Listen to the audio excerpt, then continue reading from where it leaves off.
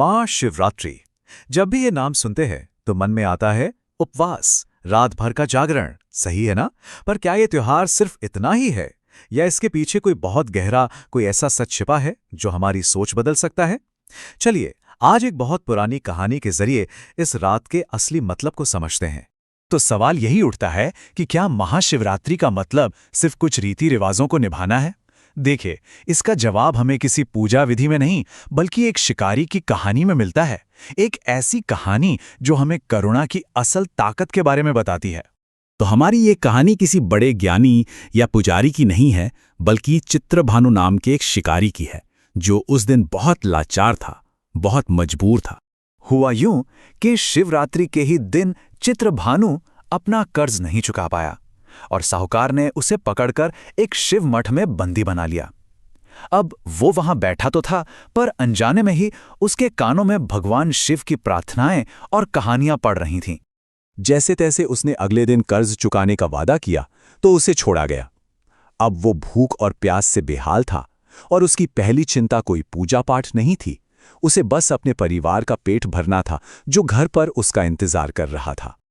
और देखिए, यहीं से कहानी में एक बड़ा ही दिलचस्प मोड़ आता है। चित्रभानु ने अनजाने में, मतलब बिना किसी इरादे के, शिवरात्रि के 3 सबसे जरूरी काम पूरे कर लिए थे।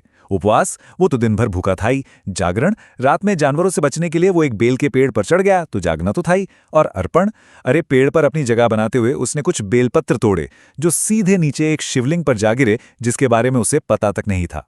तो अब जैसे जैसे रात गहरी होती गई, उसका शिकार भी शुरू हुआ। लेकिन ये शिकार कुछ ऐसा था जिसकी उसने कभी कल्पना भी नहीं की होगी। ये असल में उसके सब्र और उसकी इंसानियत की परीक्षा थी। रात का पहला पहर खत्म हुआ ही था कि एक गर्भवती हिरणी पास के तालाब में पानी पीने के लिए आई। शिकारी ने जैसे ही निशाना साधा, हिरणी ने उसे देख लिया और बोली, मुझे अभी मत मारो, मैं मां बनने वाली हूं। अगर मुझे मार दिया तो एक साथ 2 जीवों की हत्या का पाप लगेगा। मुझे जाने दो, मैं अपने बच्चे को जन्म देकर वापस आ जाऊंगी। अब शिकारी के सामने एक तरफ अपने भूखे परिवार का ख्याल था और दूसरी तरफ हिरणी की ये विनती। उसने एक हैरान करने वाला फैसला लिया। उसने अपना धनुष नीचे कर लिया और उसे जाने दिया। खैर, रात और आगे बढ़ी और शिकारी की भूख भी। तभी उसे एक और हिरणी दिखाई दी। उसकी उम्मीदें फिर से जाग गईं।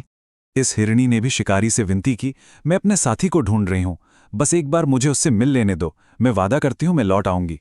और पता नहीं क्या हुआ, शिकारी का दिल एक बार फिर पसीज गया। उसने इस दूसरी हिरणी को भी जाने दिया। हालांकि अब उसकी अपनी भूख और निराशा उसे बहुत सता रही थी। अब रात का आखिरी पहर था, सुबह होने ही वाली थी। तभी एक तीसरी हिरणी अपने छोटे छोटे बच्चों के साथ वहां आई। उसने कहा, ये बच्चे अपने पिता को खोज रहे हैं, मुझे बस इन्हें इनके पिता तक पहुंचाने दो, फिर मैं खुद तुम्हारा भोजन बनने आ जाऊंगी। शिकारी को पहले तो अपने भूखे बच्चों का ख्याल आया और उसे हंसी आ गई कि सब बहाने बना रहे हैं। लेकिन उस हिरनी की आंखों में जो सच्चा दुख था, उसने शिकारी के दिल को पूरी तरह पिघला दिया। उसने उसे भी जाने दिया। और बस भोर होने से ठीक पहले शिकारी की वो आखिरी मुलाकात हुई जिसने उसे हमेशा के लिए बदल दिया। अचानक एक बहुत ही शानदार बारहसिंगा उसके सामने आया। ये उन तीनों हिरनियों का पति था। शिकारी को लगा कि चलो आखिर एक शिकार तो मिला। उसने फौरन अपना धनुष तान लिया। लेकिन उस बारहसिंगे ने कहा, रुको, अगर तुमने मुझसे पहले आई 3 हिरनियों और उनके बच्चों को मार दिया है तो मुझे भी मार दो, लेकिन अगर तुमने उन्हें जिंदा छोड़ दिया है तो मुझे भी जाने दो, ताकि मैं उन सब के साथ, पूरे परिवार के साथ तुम्हारे पास वापस आ सकूं। ये शब्द सुनकर शिकारी एकदम दंग रह गया। उसने पूरी रात की कहानी उस बारहसिंगे को सुना दी। और बस उसी एक पल में शिकारी का जो हिंसक मन था वो एकदम बदल गया। उसके अंदर की करुणा जाग उठी। ये बदलाव किसी पूजा या रीति रिवाज की वजह से नहीं हुआ था, ये हुआ था शुद्ध सहानुभूति की वजह से।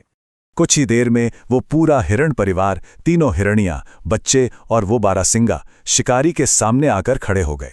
वो अपना वादा निभाने आए थे, अपना बलिदान देने के लिए तैयार थे। उस परिवार का सच और उनका प्यार देखकर शिकारी को अपने हिंसक जीवन पर बहुत पछतावा हुआ।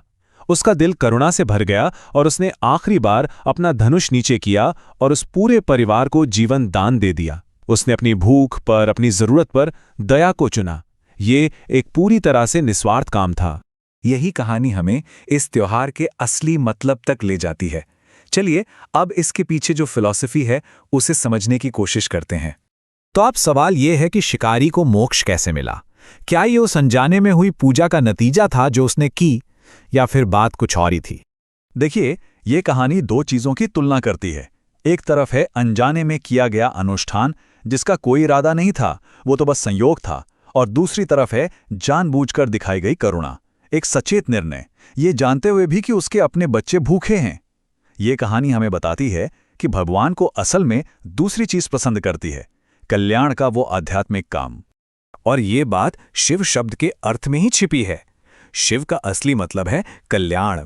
तो जब शिकारी ने अपनी जरूरतों से ऊपर उस हिरण परिवार का कल्याण चुना, तो वो असल में शिव के असली सार से जुड़ गया। सच्ची पूजा सिर्फ बाहरी दिखावा नहीं, बल्कि सभी के लिए कल्याण की भावना को अपने अंदर उतारना है।